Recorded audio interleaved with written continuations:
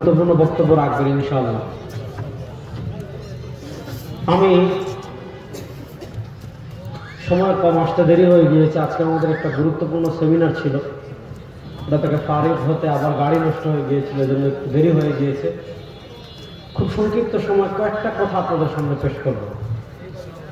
এক নম্বর কথা, দেখেন, আমরা যে রাষ্ট্রে বসবাস করি,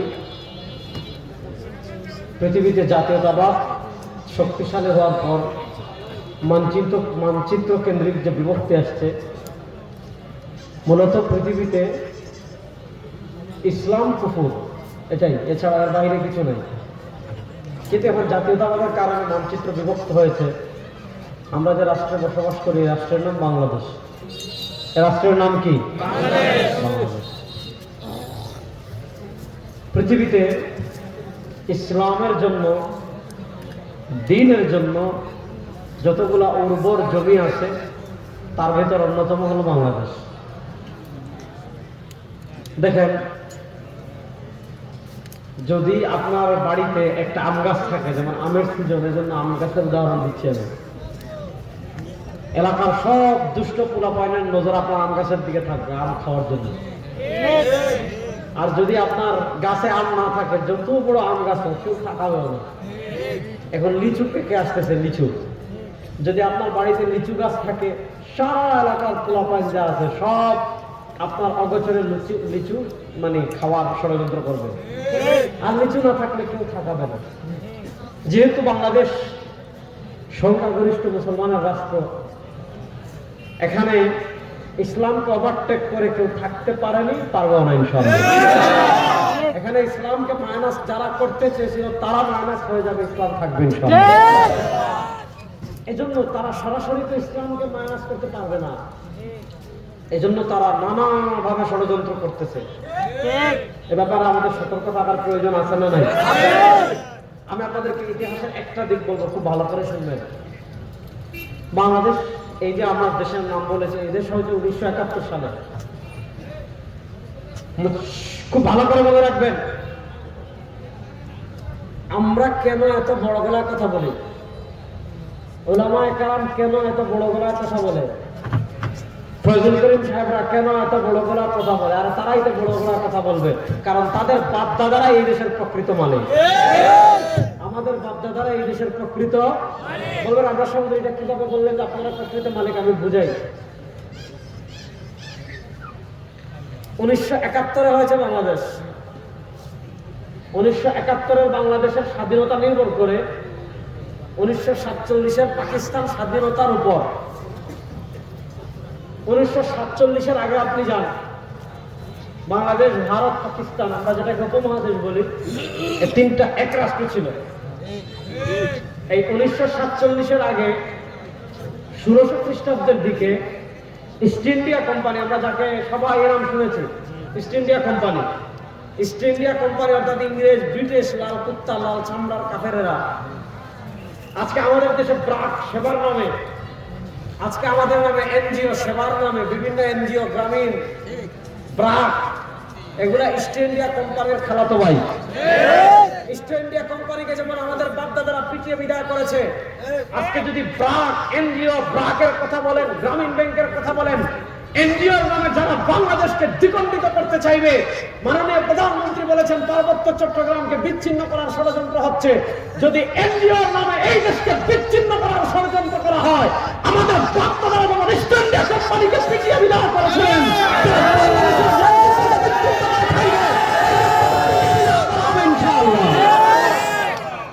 এই দেশ থেকে পিটিয়ে বিদায় করা হবে ইনশাআল্লাহ। কথা ভালো করে বুঝবেন।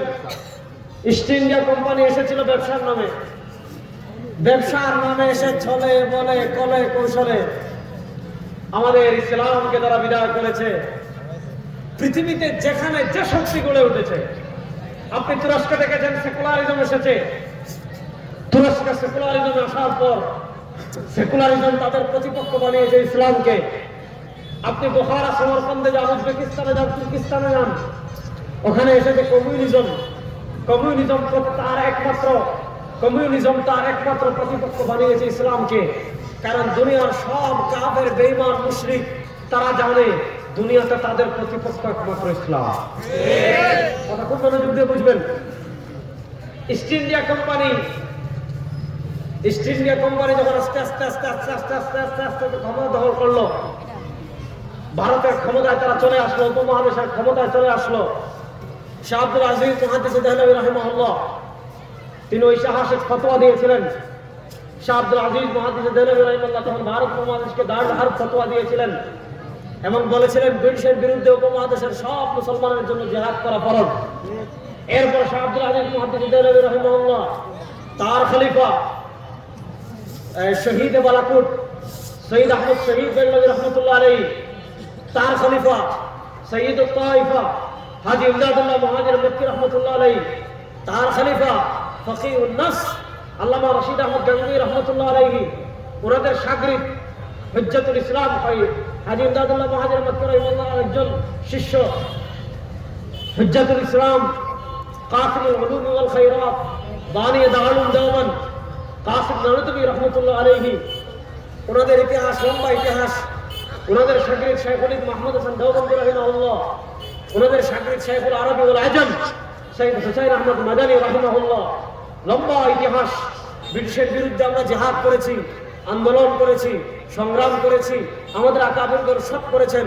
1947-এর সম্ভবত 14 আগস্ট ব্রিটিশের প্রাতিষ্ঠানিক শাসনের তোমার সমাপ্তি ঘটলো। তখন দুটা রাষ্ট্র হলো, একটা রাষ্ট্র হিন্দুস্তান, হিন্দু নদীর অববাহিকায় যারা বসবাস করে তাদের জন্য হিন্দুস্তান, আরেকটা মুসলমানদের রাষ্ট্র পাকিস্তান, যেখানে মুসলমান। এই পাকিস্তান 1947-এ যখন হয়, পাকিস্তান দুই ভাগ ছিল, একবার পূর্ব পাকিস্তান যেটা হলো বাংলাদেশ, আরেকটা পশ্চিম পাকিস্তান যেটা বর্তমান পাকিস্তান। ও মুসলমান, ভালো করে মনে রাখবেন, ব্রিটিশ বিরোধী আন্দোলনে আমাদের অবদান কতটুকু ছিল, পাকিস্তান প্রতিষ্ঠার আন্দোলনে আমাদের অবদান কতটুকু ছিল। শুনো, তোমরা কেউ পাকিস্তানের পতাকা প্রথম তুলনি। 1947 সালে দেশ যখন বিভক্ত হয়, পশ্চিম পাকিস্তানে স্বাধীনতার প্রথম পতাকা যিনি তুলেছিলেন তিনি আমাদের আকাবির দারুল দেওবন্দের যিনি মুহতামিম ছিলেন, হযরত শাইখুল মাহমুদ হাসান দেওবন্দি রাহিমাহুল্লাহ যিনি শাগরিদ ছিলেন, তিনি কে? ইমাম আল্লামা শাব্বির আহমদ উসমানী রহমতুল্লাহ আলাইহি। তিনি প্রথম পাকিস্তানের পশ্চিম পাকিস্তানের স্বাধীনতার পতাকা তুলেছিলেন। পূর্ব পাকিস্তান যেটা বর্তমান বাংলাদেশ হয়েছে, এই পূর্ব পাকিস্তানে প্রথম স্বাধীনতার পতাকা তুলেছিলেন হাকিম উম্মত মুজাদ্দিদে দ্বীন ও মিল্লাত আল্লামা আশরাফ আলী থানভী রাহিমাহুল্লাহ। ওনার ভাগিনা ছিলেন আমাদের ঢাকা আলিয়ার হেড মুহাদ্দিস ছিলেন। ইনি হানাফি মাযহাবের আহকামের প্রসিদ্ধ কিতাব ইহরা ও সুনান যিনি লিখেছেন আল্লামা জাফর আহমদ উসমানী রাহিমাহুল্লাহ। তিনি পূর্ব পাকিস্তান, আমরা যেটা আসি আমরা হলাম পূর্ব পাকিস্তান, আমি ভুল বলেছি, ওটা হলো পশ্চিম পাকিস্তান। পূর্ব পাকিস্তানের প্রথম পতাকা তুলেছেন আল্লামা জাফর আহমদ উসমানী রাহিমাহুল্লাহ। বুঝা গেল, পাকিস্তান যখন হয়েছিল এটার আন্দোলনে আমরা ছিলাম, সংগ্রামে আমরা ছিলাম, দেশ করেছি আমরা, স্বাধীনতার পতাকা প্রথম তুলেছি আমরা। সুতরাং এই দেশের প্রকৃত মালিক আমরা। আমাদের কেউ এই দেশের মালিকানা দাবি করতে পারে না। আমাদের কবর ত্যাগ করে কেউ এই দেশের মালিকানা দাবি করতে পারে না। 1947-এ দেশ বিভক্ত হলো, তারপরে পাকিস্তান আমাদের অধিকার হরণ করার কারণে 1971-এ আবার আমরা বাংলাদেশ পেলাম। তো বাংলাদেশের স্বাধীনতা নির্ভর করে 1947-এর স্বাধীনতার উপর, 1947-এর স্বাধীনতা নির্ভর করে আমাদের আকাবির যে বিশাল ত্যাগ ব্রিটিশের বিরুদ্ধে করেছেন এগুলোর উপর। সুতরাং আপনি সর্বশেষ 300-400 বছরের ইতিহাস দেখেন, উলামায়ে দেওবন্দ, আকাবিরে দেওবন্দ, আমাদের আকাবিরগণ দেশের হেফাজতের জন্য, স্বাধীনতার হেফাজতের জন্য, ইসলামের হেফাজতের জন্য, দ্বীনের হেফাজতের জন্য যেই পরিমাণ রক্ত জড়িয়েছেন, অন্যরা ততটুকু গ্রামও জড়ায় দেন। কথাটা ভালো করে বুঝেন। 1947-এ বাংলাদেশ হলো, বাংলাদেশ হলি আল্লাহর দেশ। বাংলাদেশ কিসের দেশ? মাটিতে ঘুমিয়ে আছেন শাহজালাল মুজাদ্দিদ ইয়ামানী রাহমাতুল্লাহ আলাইহি, এখানে ঘুমিয়ে আছেন শাহ পরান মুজাদ্দিদ ইয়ামানী রাহিমাহুল্লাহ, এখানে ঘুমিয়ে আছেন 360 আউলিয়া, এখানে ঘুমিয়ে আছেন মুজাহিদ কারি ইব্রাহিম রাহিমাহুল্লাহ, এখানে ঘুমিয়ে আছেন আল্লামা মুহাম্মদুল্লাহ হাফিজ জুহুদুর রাহিমাহুল্লাহ, এখানে ঘুমিয়ে আছেন কুতুবুল আলম সৈয়দ ফজলুল করিম নব্বরাল্লাহু মাকাদাহু। এখানে নাম জানা অজানা আমরা তো যাদেরকে চিনি, এমন আল্লাহর অনেক প্রিয় বান্দারা আছেন যাদেরকে দুনিয়ার কেউ চিনে না। আরশের সবাই, আসমানের সবাই এদেরকে চিনেছে। অসংখ্য ওলি আল্লাহ আমাদের দেশে আছেন না নাই?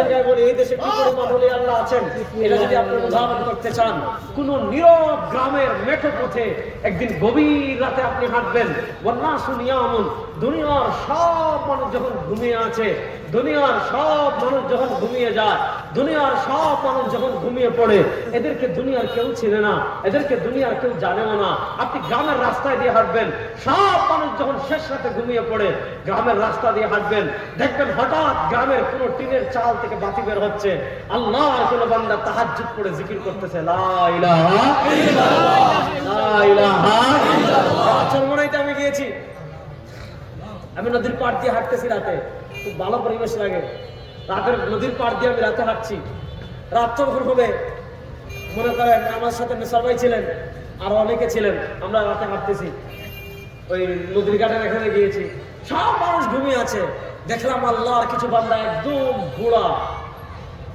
একদম বৃদ্ধ, দুনিয়ার কেউ এদেরকে চিনে না, এদেরকে কেউ টাকাও দিবে না, পয়সাও দিবে না, হাদিয়াও দিবে না, এদেরকে দেখলে এখন তো আমাদের দেশের মানুষ দোয়া নিতে চায় না, এখন সেলফি তুলতে চায়, এদের সাথে কেউ সেলফিও তুলবে না, কিন্তু এই মানুষগুলো রাত গভীর 3টা যখন হয়ে গিয়েছে, আমরা দেখলাম আমরা জিকির করে লা ইলাহা ইল্লাল্লাহ, বলেন না লা ইলাহা ইল্লাল্লাহ, বলেন না লা ইলাহা ইল্লাল্লাহ।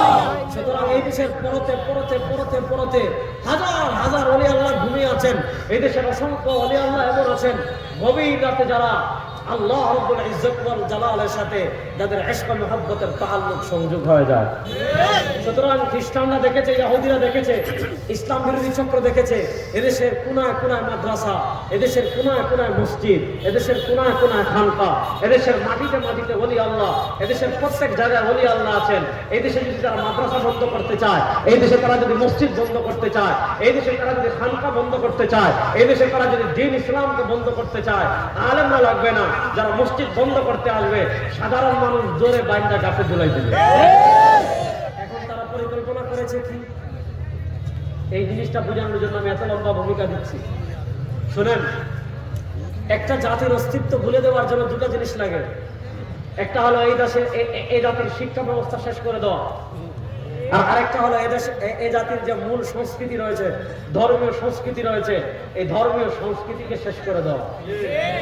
দেখেন, সংস্কৃতি তো আগে শেষ করেছে, এই সংস্কৃতি শেষ করার পিছনে সবচেয়ে বেশি যারা কাজ করেছে, এই কাজ যারা করেছে এদের নাম এনজিও।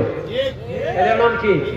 দেখেন, আমাদের আকাবিরগণ, আমাদের অনেক আকাবির, আল্লামা আমিনউদ্দিন শাহ কাতিয়া রাহিমাহুল্লাহ, শাহের চরমনায় আসবেন, আপনারা তাকে জিজ্ঞেস করলে তার ব্যাপারে জানতে পারবেন তিনি কত বড় ওলি আল্লাহ ছিলেন। আমাদের সিলেটের ছিলেন হযরত শাইখুল আরবি ওয়াল আজম সৈয়দ হুসাইন আহমদ মাদানী নব্বরুল্লাহ মারকাদাহু খাস শাগরিদ ছিলেন, এত বড় মুস্তাজাব দাওয়া ওলি আল্লাহ ছিলেন।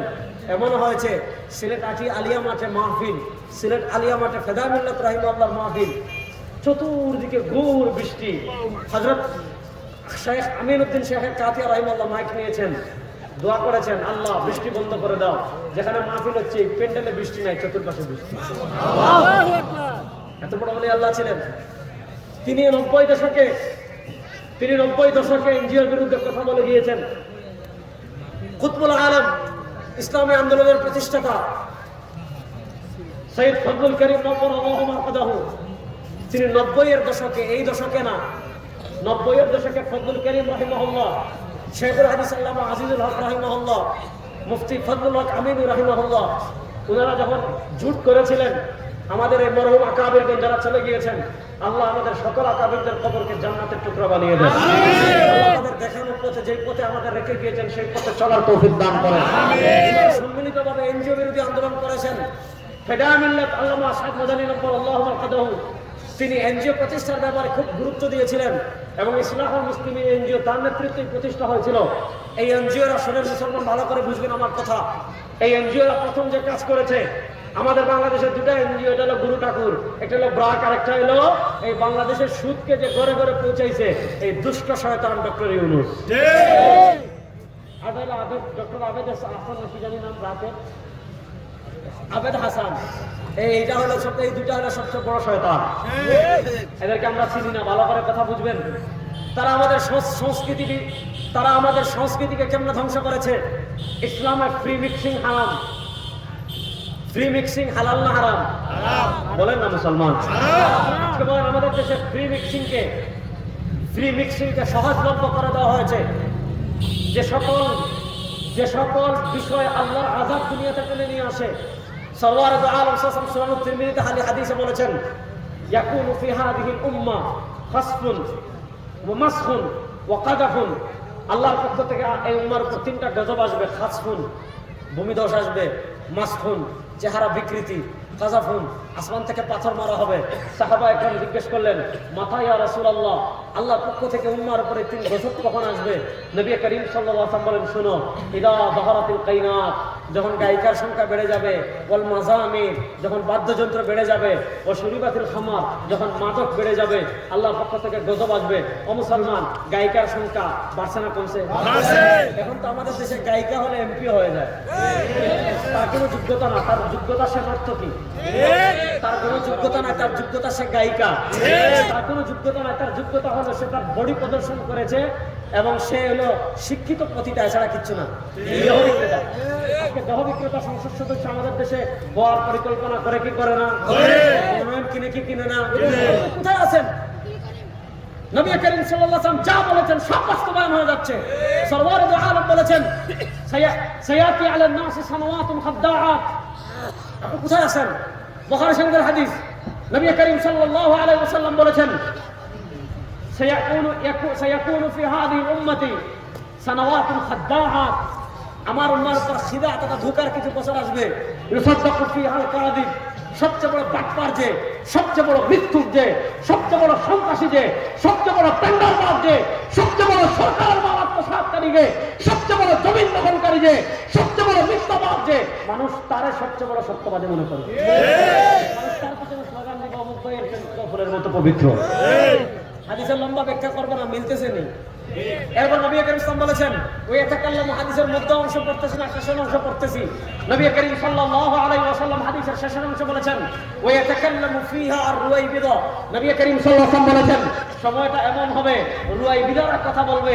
নবী করিম সাল্লাল্লাহু আলাইহি ওয়াসাল্লাম সাহাবা একরাম জিজ্ঞেস করলেন, ওয়া মা রুয়াইবিদা ইয়া রাসূলুল্লাহ, রুয়াইবিদা আবার কারা হবে আল্লাহর নবী? নবী করিম সাল্লাল্লাহু আলাইহি ওয়াসাল্লাম জবাব দিয়েছেন, আর-রাজুলুত তাফি ইয়াতাকাল্লামু ফি আমরিল আম্মা। মূর্খ ব্যক্তিরা, নর্তকীরা, নায়কেরা, বাউলা, আউলা, ফাউলা, সন্ত্রাসীরা, দুষ্ট লোকরা যখন নেতা হয়ে যাবে, বাকি আমাদের বেশি দিন বাকি না। মিল আছে না নাই? আলবল যাচ্ছে না। একজন ফাইটটা যাওয়া বলে ভাইরাল হয়েছে, সংসদে গিয়ে গান হয়। আছে না নাই? আমি আমাদেরকে যে জিনিসটা বুঝাচ্ছি, আজকে দেখেন তারা সংস্কৃতি, ইসলামের সংস্কৃতিকে নষ্ট করে দিচ্ছে। আর এই সংস্কৃতিকে নষ্ট করার জন্য আজকে আমাদের শিক্ষা সিলেবাসে, আজকে আমাদের স্কুলের বইয়ে ইসলাম বলে একজনের সাথে আরেকজনকে দেখা করা হলে আপনারা বলবেন আসসালামু আলাইকুম ওয়া রাহমাতুল্লাহ। আর আজকে আমাদের দেশে প্রণামকে প্রমোট করা হচ্ছে। হিন্দুয়ানি সংস্কৃতি মানে কি? ইসলাম বলে আসসালামু আলাইকুম ওয়া রাহমাতুল্লাহ। হিন্দুরা কি? প্রণাম করে এইভাবে হাত কপালে নিয়ে প্রণাম করে। ও মুসলমান, আপনি কোন বাংলাদেশে বাস করেন? আজকে বাংলাদেশের স্কুলের বইয়ে না, আলিয়া মাদ্রাসার বইয়ে হিন্দু সংস্কৃতিকে প্রমোট করা হচ্ছে। আপনি হিন্দু সংস্কৃতিকে প্রমোট করবেন, আর আমার পার্বত্য চট্টগ্রামকে আপনি খ্রিস্টান রাজ্য বানানোর আপনি ষড়যন্ত্র করবেন। আমরা কি আঙ্গুল চুষবো? কথা আমি বুঝাইতে পারতেছি? খুব ভালো করে বুঝেন। তারা সংস্কৃতিকে নষ্ট করে দিয়েছে।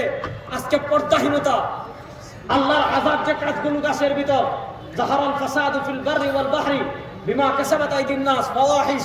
তারা আজকে সিনেমার নামে, নাটকের নামে, থিয়েটারের নামে নানাভাবে আজকে অশ্লীলতা, আজকে বেপরদায়ী, আজকে ইসলাম বিরোধী কর্মকাণ্ড, আজকে গান বাজনা, আজকে আপনার যাহারাতিল কায়নাত, হাদিসের প্রথম অংশ বলেছিলাম, ইদা যাহারাতিল কায়নাত, গায়িকা, ওয়াল মাযামির, বাদ্যযন্ত্র, ওয়াল খামার, মদ ও শুরিবাতিল খামার, এই নেশাজাত দ্রব্য আমাদের সমাজের পরতে আমাদের যুবকদের হাতে পৌঁছানো হয় নাই।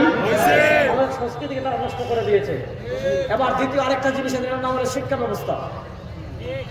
শিক্ষা ব্যবস্থা ভালো করে বুঝেন। একটা বাচ্চা যখন দুনিয়াতে আসে, আপনারা বিরক্ত হচ্ছেন না তো? একটু শুনে নেই, ওয়াজগুলো শোনা দরকার। একটা বাচ্চা যখন দুনিয়াতে আসে, নবী করিম সাল্লাল্লাহু আলাইহি ওয়াসাল্লামের প্রসিদ্ধ হাদিস, আমরা সবাই হাদিস শুনেছি, কুল্লু মাউলুদিন ইউলাদু আলাল ফিতরাহ فأباه يهوداني أو ينصراني أو يمجساني। একটা বাচ্চা যখন দুনিয়াতে আসে তার মাথার মেমোরিতে কোনো সফটওয়্যার থাকে না, তার মাথাটা একদম ক্লিন, তার মেমোরিটা একদম ক্লিন। এখন তার মেমোরিতে যদি আপনি ইহুদিবাদের সফটওয়্যার দেন, এই বাচ্চা বড় হয় ইহুদি হবে। আপনি যদি খ্রিস্টবাদের সফটওয়্যার দেন, এই বাচ্চা বড় হয়ে খ্রিস্টান হবে। আপনি যদি নাস্তিকতাবাদের সফটওয়্যার দেন, এই বাচ্চা বড় হয়ে নাস্তিক হবে। আপনি যদি ইসলামের সফটওয়্যার দেন, এই বাচ্চা বড় হয়ে খাঁটি মুসলমান, পাক্কা মুসলমান হবে। এজন্য এই এনজিওদের মাধ্যমে ইহুদি খ্রিস্টানরা, এনজিওদের মাধ্যমে ইহুদি খ্রিস্টানরা আমাদের শিক্ষা ব্যবস্থা থেকে ইসলামকে বিতরণ করার ষড়যন্ত্র করছে। এই ষড়যন্ত্রের অনেকগুলো পার্ট আছে। ষড়যন্ত্রের একটা পার্ট, তারা আমাদের দেশে সমকামিতাকে প্রতিষ্ঠা করার ষড়যন্ত্র করতেছে। আপনারা জানেন যে আমাদের দেশে ব্যাপক আলোচনা হয়েছে যে আমাদের তথ্য বইয়ে তারা শরীফ থেকে শরীফার গল্প ঢুকিয়ে দিয়েছিল। মানে বাচ্চাদেরকে পড়ানোর মতো আর কিছু পাচ্ছে না, মানে পড়ানোর মতো কোনো বিষয় তারা পাচ্ছে না। শরীফ থেকে শরীফা এটা পড়াচ্ছে।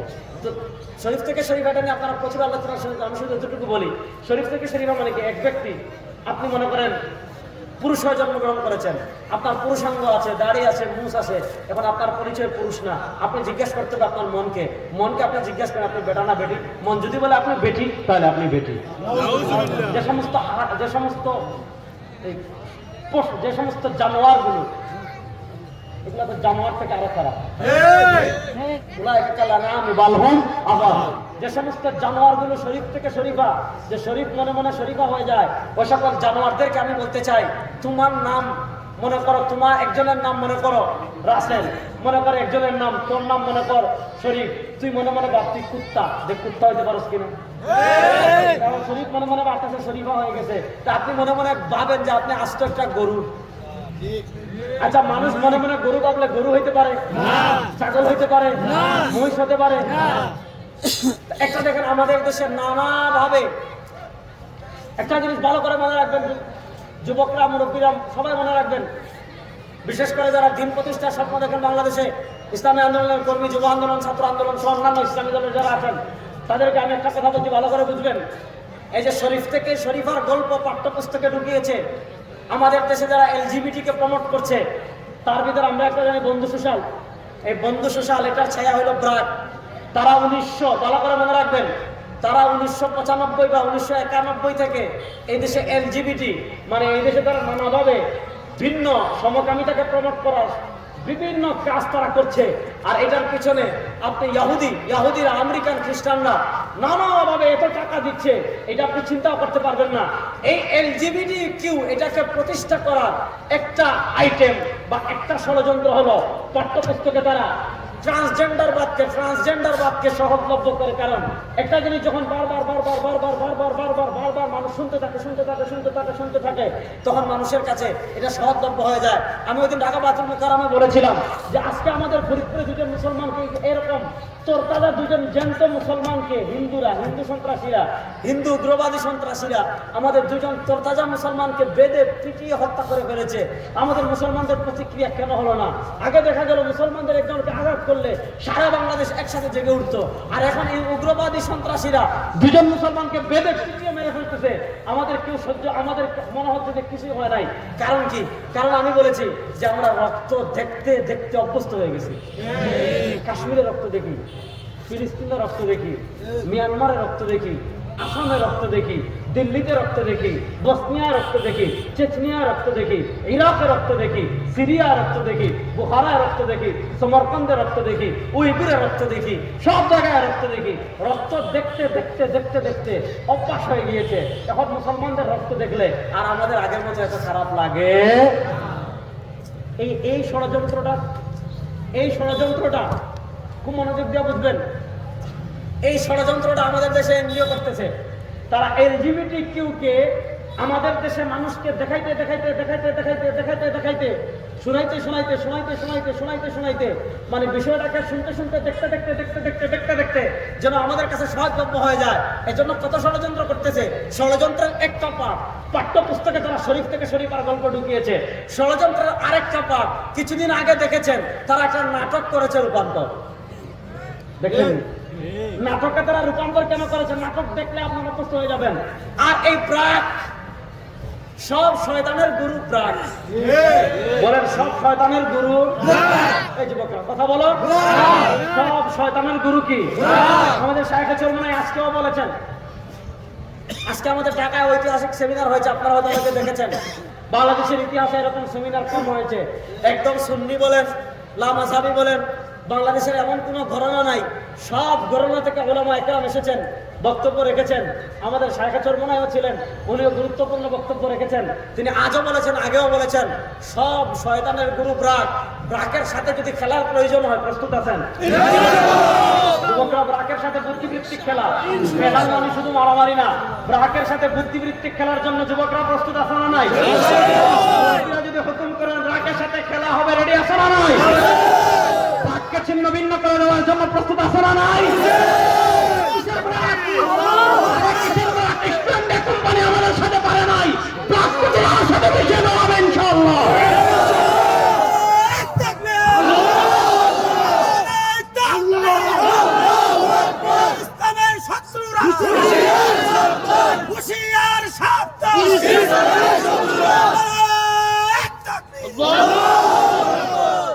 কেমনে ধুলায় মিশাবেন আমি বলতেছি, যুবকরা ভালো করে শোনো। ব্রাককে কেমনে ধুলায় মিশাবেন? এই ব্রাক কত শয়তানের হাড্ডি না, এগুলো হলো শয়তানের মগজ। শয়তানের হাড্ডি, মগজ, রক্ত, ফুসফুস যা আছে সব ব্রাকের মধ্যে পাবেন। এর প্রমাণ কি দেখেন, এরা কত হাই লেভেলের খান্নাস দেখেন। ব্রাকের একটা কোম্পানি আছে, এটার নাম হলো আড়ং। এরা পাঞ্জাবি বিক্রি করে খায়। আমাদের যুবকরা ঈদে আড়ংয়ের পাঞ্জাবি কিনে গর্বের সাথে। দেখেন এরা কত খারাপ, এরা কত শয়তানের মগজ। এবার তারা গত ঈদ উল ফিতরে পাঞ্জাবি বানিয়েছে। এই পাঞ্জাবিতে লোগো দিছে কিসের জানেন? LGBTQ, সমকামীদের যে পতাকা আছে না, পতাকা চিহ্ন দিয়ে দিচ্ছে। মানে এটা তাদের ষড়যন্ত্রের একটা পার্ট। কেন? যে বাচ্চারা যখন যে পাঞ্জাবি পরবে সেই চিহ্নটা দেখবে, নাটকে এটা দেখবে। এবং একটা জিনিস চিন্তা করেন, নাটকে তারা বিভিন্ন, এই যে মনে করেন আমাকে আপনারা চা দিচ্ছেন, এই ইউটিউবার ভাই এগুলো ছাড়বেন, আপনি চা দিচ্ছেন, এখানে গ্লাস আছে, তো তারা নাটক করে এই যে গ্লাসটা রাখা, মনে করেন একজন বসে কথা বলতেছে, পাশে গ্লাস রাখা, মগ রাখা, এই মগে LGBTQ চিহ্ন। কেন? আপনার বাচ্চা মগজ দেখবে, নাটক দেখবে, আপনার বাচ্চা কার্টুন দেখবে, আপনার বাচ্চা সিনেমা দেখবে, আপনার বাচ্চা ড্রামা দেখবে। এই দেখতে দেখতে দেখতে দেখতে দেখতে দেখতে অভ্যস্ত হয়ে যাবে। অভ্যস্ত হয়ে গেলে কি হয়ে যাবে? তখন আর এই বিষয়টা তার কাছে সিরিয়াসনেস থাকবে না। সিরিয়াসনেস যখন থাকবে না, আস্তে আস্তে আস্তে এটা গুরুত্ব হারাবে। আর এইভাবে তারা আমাদের দেশে অভিশপ্ত LGBTQ কে তারা কি করতে চাচ্ছে? তারা প্রতিষ্ঠা করতে চাচ্ছে। এবার আমাদের 1 নাম্বার করণীয়, আমরা যদি চাই ব্রাকের লাল বাতি জ্বালাইতে মাত্র 1 মাস লাগবে। এই যুবকরা হাত তুলো। আড়ং থেকে পাঞ্জাবি কিনবো না, আড়ং 3 তলা। এরকম যুবক কে আছে? হাত তুলে বলে দেওয়া, পাঞ্জাবি কিনবো না, আড়ংয়ের পাঞ্জাবি কিনবো। একটা কাজ বলি, বাংলাদেশের আড়ং চিনেন না? আপনি যদি ব্র্যান্ডের পাঞ্জাবি কিনতে চান, দেশে ইউনিয়ন আছে, কিনেন। জুব্বা থেকে কিনে, আরো বহু ব্র্যান্ড আছে। আর একটা ব্র্যান্ড মারা স্কিল লাগে। তুই জামা কাপড় কিনে সেলাই কর। এই যে এই জামা আমি সেলাই করছি, আমাকে খুব খারাপ লাগতেছে। সারা জীবন 14 গোষ্ঠী কাপড় কিনে সেলাই করে করছেন। না, রেডিমেড কত পাঞ্জাবি আছে। আড়ংয়ের এবার ঈদ বলেন, আমিও না, আমার বাচ্চাকেও না, আমার পরিবার আর জীবনে আমার যতদিন হায়াত থাকবে আড়ংয়ের পাঞ্জাবি কিনবো ইনশাআল্লাহ। 2 নম্বর, আমাদের টাকা দেখেন, আমাদের টাকা, আমাদের পকেটের টাকা নিয়ে তারা আমাদের বিরুদ্ধে ষড়যন্ত্র করতেছে। কেমনে নিচ্ছে? ব্রাক আমাদের থেকে বিকাশের নামে 1000 কোটি টাকা নিচ্ছে, নিয়ে ইসলামের বিরুদ্ধে ষড়যন্ত্র করছে। এখন বিকাশের বিকল্প অনেক কিছু আছে, নগদ আছে, রকেট আছে। ইনশাআল্লাহ আমরা বিকাশ ব্যবহার করব না। যুবকরা ওয়াদা করতে পারবা? আমরা বিকাশ ব্যবহার করব না, নগদ ব্যবহার করবেন। আরো অনেক কিছু আছে। বাংলাদেশে যারা ইসলামের 12টা বাজাতে চাইবে, কথা পরিষ্কার, যারা বাংলাদেশে ইসলামের 12টা বাজাতে চাইবে, বাংলাদেশের মানুষ তাদের 12টা বাজিয়ে বাংলাদেশ থেকে তাদের সবকিছু জাতীয় বিধান করে দিবে। আমাদের পকেটের টাকা নিয়ে ইসলামের নামে ফাজলামি করবেন, আমাকে গালি দেন, সহ্য করবো। ফজল করিমকে গালি দেন সহ্য করব, বাংলাদেশের যে কোনো আহমদ শফিকে গালি দেন সহ্য করব, বামনগরীকে গালি দেন সহ্য করে নিব, ইসলামী আন্দোলনকে গালি দেন সহ্য করে নিব, আমাদের যে কোনো মাসালার বিরুদ্ধে বলেন সহ্য করে নিব, ধৈর্য ধরবো। ইসলামের বিরুদ্ধে বলে একচুলো ছাত্র হবে না ইনশাআল্লাহ। তো তারা এখন যে ষড়যন্ত্র করতেছে শিক্ষা ব্যবস্থা নিয়ে, শিক্ষা ব্যবস্থায় কি করছে এটা যদি আমি বলি আমাকে 4 ঘন্টা লেকচার দিতে হবে। আমরা মুট করেছি, আমি কতটা বলবো আপনাদের এখানে সব বলা যাবে না। এটা আমরা জাতীয় উলামা শাখায় কাইমা পরিষদ থেকে আমরা সিদ্ধান্ত নিয়েছি গত মিটিংয়ে, আমরা জাতীয় উলামা শাখায় কাইমা পরিষদ থেকে বিকল্প বই বের করছি ইনশাআল্লাহ। আমরা অন্তত 1 মাসের ভিতর আগামী 6 জুলাই আমরা সাংবাদিক সম্মেলন করবো ঢাকা ইনশাআল্লাহ। সেখানে আমরা বিস্তারিতভাবে বই আকারে সারা দেশের মানুষকে সাংবাদিকদের মাধ্যমে আমরা জানিয়ে দেবো ইনশাআল্লাহ। এখানে আমরা 166 পৃষ্ঠা, 1-2 পৃষ্ঠা না, 166 পৃষ্ঠা তৈরি করেছি। মানে কি কি আছে দেখেন, তারা ফিজিক্সি, LGBTQ, অশ্লীলতা, এমন কোনো কিছু নাই তারা প্রমোট করছে না। সুতরাং তারা চাচ্ছে আমাদের যে বাচ্চারা স্কুলে পড়ে, আমাদের যে বাচ্চারা মাদ্রাসায় পড়ে, তারা চাচ্ছে যে ছোট্টবেলায় এদের মাথায় ইসলাম বিরোধী সফটওয়্যার ঢুকিয়ে দিতে। আচ্ছা, আমাদের বাচ্চা জাহান্নামে যাক, এটা আমরা কারা কারা চাই দেখি আমার সাথে আছেন তো আপনারা? আমার তো এবার সংসার নাই, ওয়াজটা শুনবেন তারপর কথাটা ওয়াজ করবেন ইনশাআল্লাহ। আমার কথা একটু রসকশীল কথা, একটু ভালো করে বুঝেন। আমাদের বাচ্চারা জান্নাতে যাক, এটা আমরা কারা কারা চাই? আমাদের সন্তানরা জান্নাতে যাক, এটা আমরা চাই কি চাই না? আচ্ছা বলেন, জান্নাতে যেতে হলে কোরআনের প্রয়োজন আছে না নাই? খুব সত্য উদাহরণ দিয়ে বুঝাই। এখন দিন না রাত, একটু বলেন না, এখন দিন না রাত, রাতের অন্ধকারে আপনি বাড়ি যেতে চাচ্ছেন, কারেন্ট নাই, আকাশে চাঁদ নাই, তারকা নাই, গ্রামের মেঠো পথ দিয়ে আপনি, আমাদের সিলেট এখন বন্যা চলে, গ্রামের মেঠো পথ দিয়ে আপনি যেতে চাচ্ছেন। প্রশ্ন হলো, রাস্তা সাপ থাকতে পারে, রাস্তায় বৃক্ষ থাকতে পারে, রাস্তায় কাদা থাকতে পারে, রাস্তায় পানি থাকতে পারে, রাস্তা উঁচু নিচু হতে পারে, পাশে নদী থাকতে পারে। আপনি অন্ধকারে গেলে সাপের গায়ে পা দিতে পারেন, আপনি অন্ধকারে হাঁটলে ব্রিজের সাথে ধাক্কা লাগতে পারেন, আপনি অন্ধকারে হাঁটলে উঁচা নিচু জায়গার কারণে আপনার পা পিছতে পড়ে যেতে পারেন, গাছ থাকলে গাছের সাথে ধাক্কা লাগতে পারে। প্রশ্ন হলো, রাতের অন্ধকার থেকে বাঁচতে হলে আপনার কি লাগবে? মোবাইলের যদি মোবাইলের একটা টর্চ লাইট জ্বালান, মোবাইলের সামান্য টর্চ লাইট যদি আপনি জ্বালান, এই সামান্য টর্চ লাইটের আলো আপনাকে সাপ থেকে বাঁচাবে, গর্তে পড়ে যাওয়া থেকে বাঁচাবে, নদীতে পড়ে যাওয়া থেকে বাঁচাবে, গাছের সাথে ধাক্কা খাওয়া থেকে বাঁচাবে, ব্রিজের সাথে ধাক্কা খাওয়া থেকে বাঁচাবে। এবারও মুসলমান, হাদিস শুনেন, সরওয়ারে দু আলম সাল্লাল্লাহু আলাইহি ওয়াসাল্লাম সহিহ বুখারীর হাদিসে বলেছেন, সরওয়ারে দু আলম সাল্লাল্লাহু আলাইহি ওয়াসাল্লাম বলেছেন, দুনিয়াতে তুমি যখন পথ পড়বা, সুম্মা খাত্তা আন ইয়ামিনিহি খুতুতা ওয়া আন শিমালিহি খুতুতা ওয়া ক্বালা ফি রা'সি কুল্লি তারিকিন শাইতানুন ইয়াদ'উ আন-নাস ইলা নারি জাহান্নাম। সরওয়ারে দু আলম সাল্লাল্লাহু আলাইহি ওয়াসাল্লাম বলেছেন, দুনিয়াতে তুমি যখন পথ চলবা, তোমার গন্তব্য হবে জান্নাতের দিকে, তোমার পথ চলা হবে জান্নাতের দিকে।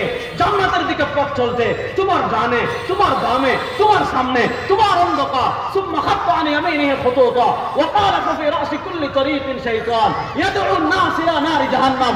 ও মুসলমান, আপনার ডান, আপনার বাম, আপনার সামনে, আপনার পিছন শয়তান অন্ধকার করে রাখবে। ইয়াদ'উ আন-নাস ইলা নারি জাহান্নাম। আপনার ডান থেকে, আপনার বাম থেকে, আপনার সামনে থেকে, আপনার পিছন থেকে শয়তান আপনাকে জাহান্নামের দিকে ডাকবে, শয়তান আপনাকে জাহান্নামের দিকে ডাকবে।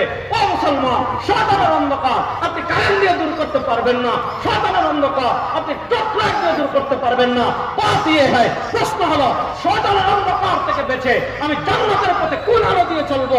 আল্লাহ বলেন, আমি তোমাদেরকে দিয়েছি কোরআন, ফীহি হুদান ওয়া নূর। এই কোরআনের আলোতে যারা আলোকিত হবে, কোরআন দিয়ে যারা জীবন সাজাবে, কোরআন দিয়ে যারা পরিবার সাজাবে, কোরআন দিয়ে যারা রাষ্ট্র সাজাবে, কোরআন দিয়ে যারা সমাজ সাজাবে, কোরআন দিয়ে যারা রাজনীতি সাজাবে, কোরআনের আলোই তাদেরকে জান্নাতে নিয়ে যাবে। এবার বলেন, জান্নাতে যেতে হলে কোরআন লাগবে কি লাগবে না? এজন্য এনজিওরা দেখেছে বাচ্চাদেরকে কোরআন শেখানো হয় কোথায়? দেখছে মক্তবে। বাচ্চাদেরকে কোরআন শেখানো হয় কোথায়? হিফজখানায়। বাচ্চাদেরকে কোরআন শেখানো হয় কোথায়? নুরানিতে। বাচ্চাকে কোরআন শেখানো হয় কোথায়? মাদ্রাসায়। এজন্য তাদের সব ষড়যন্ত্রের প্রাণ কেন্দ্র মাদ্রাসা এবং মক্তবকে ঘিরে। এখন মাদ্রাসা তো বন্ধ করা যাবে না সরাসরি, স্কুল তো বন্ধ করা যাবে না সরাসরি। এখন তারা কি করেছে? জায়গায় জায়গায় স্কুল করেছে। এনজিও স্কুল করেছে, ফজরের পরে যাতে নুরানিতে যেতে না পারে, মক্তবে যেতে না পারে, এই জন্য তারা টাকা দিবে, পয়সা দিবে, চকলেট দিবে। দেখেন, আপনার বাচ্চাকে আপনি ইঞ্জিনিয়ার বানাবেন, এটা আমিও চাই। হামাসের মুজাহিদরা যেভাবে অস্ত্র বানাতে চায়, অস্ত্র বানাতে পারে, আমাদের বাচ্চারা অস্ত্র বানানো শিখুক, এটা আমিও চাই। কারণ সামনে ইয়াহুদদের সাথে আমাদের খেলা হবে, বলেন না ইনশাআল্লাহ? ইয়াহুদদের সাথে খেলা হবে কি হবে না? কনফারেন্স করেছিলাম, সেখানে বলেছিলাম ফিলিস্তিনে আমাদের মজলুম মুসলমানের যত ফুটা রক্ত ঝরেছে, ফিলিস্তিনে আমাদের মজলুম মুসলমানের যত ফুটা রক্ত ঝরেছে, এই ইহুদি কুত্তাদের বুকের উপর পাড়া দিয়ে প্রত্যেক ফুটা রক্ত বদলানো হবে যদি আমরা না পারি, যদি আমরা রক্তের বদলা নিতে না পারি, আমাদের পরবর্তী প্রজন্ম যেমন আসবে, খেলা হবে ইনশাআল্লাহ। ইনশাআল্লাহ, ইনশাআল্লাহ বলেন। আপনার বাচ্চা স্কুলে পড়ুক, ইঞ্জিনিয়ার হোক, ডাক্তার হোক, এটা আমিও চাই। কিন্তু ডাক্তার ইঞ্জিনিয়ার হবে কোরআন বাদ দিয়ে না, সাথে নিয়ে, ইসলামকে বাদ দিয়ে না, সাথে নিয়ে, জান্নাতকে বাদ দিয়ে না, সাথে নিয়ে, আল্লাহকে বাদ দিয়ে না, সাথে নিয়ে। সুতরাং আপনার বাচ্চা ইঞ্জিনিয়ার হোক, কোরআন শেখার দরকার আছে না নাই? এই জন্য আমি আপনাদেরকে বলবো, নুরানি আছে না, কমসে কম 3 বছরের জন্য আপনার বাচ্চাকে কমসে কম 3 বছরের জন্য নুরানিতে দিবেন। 3 বছর না পারেন 2 বছরের জন্য দিবেন, 2 বছর না পারেন 1 বছরের জন্য দিবেন। এখানে যখন 1 বছরের জন্য আসবে, এই ছোট্ট বাচ্চা প্রথম দিন যখন আপনি নুরানিতে দিবেন, প্রথম দিন যখন আপনার মাদ্রাসায় দিবেন, তার শিক্ষক প্রথম দিন তার মাথায় সফটওয়্যার কোনটা দিবে জানেন? লা ইলাহা ইল্লাল্লাহ, লা ইলাহা ইল্লাল্লাহ। এখন তার মাথায় প্রথম সফটওয়্যার যাচ্ছে কিসের? লা ইলাহা ইল্লাল্লাহ। আর মুসলমানদের অস্ত্রই হলো লা ইলাহা ইল্লাল্লাহ। এজন্য আল্লাহ বলেছেন, আল্লাহ দুনিয়াতে যত নবী পাঠিয়েছেন, যত রাসূল পাঠিয়েছেন, ওমা আরসালনা মিন ক্বাবলিকা মির রাসূলিন ইল্লা নুহি ইলাইহি আন্নাহু লা ইলাহা ইল্লা আনা ফা'বুদুন। আল্লাহ দুনিয়াতে যত নবী পাঠিয়েছেন, যত রাসূল পাঠিয়েছেন, তাদের কোনো তন্ত্র মন্ত্র ছিল না, তাদের কোনো স্লোগান ছিল না। দুনিয়াতে আল্লাহ যত নবী পাঠিয়েছেন, যত রাসূল পাঠিয়েছেন, তাদেরকে একটা স্লোগান দিয়ে পাঠিয়েছেন, সেটা হলো লা ইলাহা ইল্লাল্লাহ, লা ইলাহা ইল্লাল্লাহ। এজন্য খানকায় আমাদের স্লোগান হবে লা ইলাহা ইল্লাল্লাহ, মাদ্রাসায় আমাদের স্লোগান হবে লা ইলাহা ইল্লাল্লাহ। রাজপথে যখন আমরা যাব, কোন মানুষের বানানো তন্ত্রমন্ত্রের স্লোগান দিব না। আমরা যখন রাজপথে যাব, আমাদের স্লোগান হবে লা ইলাহা ইল্লাল্লাহ, লা ইলাহা ইল্লাল্লাহ। এই বাংলাদেশের মাটিকে, এই বাংলাদেশের আবহাওয়াকে লা ইলাহা ইল্লাল্লাহ দিয়ে ভরে দিতে হবে, ঠিক আছে না? আল্লাহ রাব্বুল ইজ্জত ওয়াল জালাল। সুতরাং আমাদের বাচ্চা, ছেলে মেয়ে, নাতি নাতনি, ছোট ছোট যারা আছে এই এলাকা, তাদেরকে আমরা এই মাদ্রাসায় দেবো তো ইনশাআল্লাহ। কারা কারা নিয়ত করেছেন দেখে একটু আল্লাহ রাব্বুল ইজ্জত ওয়াল জালাল যে কথাগুলো বললাম, আমাকে আপনাদের সবাইকে আমল করার তৌফিক দান করুন। আমিন। ইন আসাতু ফামিনাল্লাহি ওয়া ইন আখতাতু ফামিন্নি ওয়া মিনাশ শাইতান। সুবহানাকাল্লাহুম্মা ওয়া বিহামদিকা আশহাদু আল্লা ইলাহা ইল্লা আনতা আস্তাগফিরুকা ওয়া আতুবু ইলাইক। আসসালামু আলাইকুম ওয়া রাহমাতুল্লাহি ওয়া বারাকাতুহু।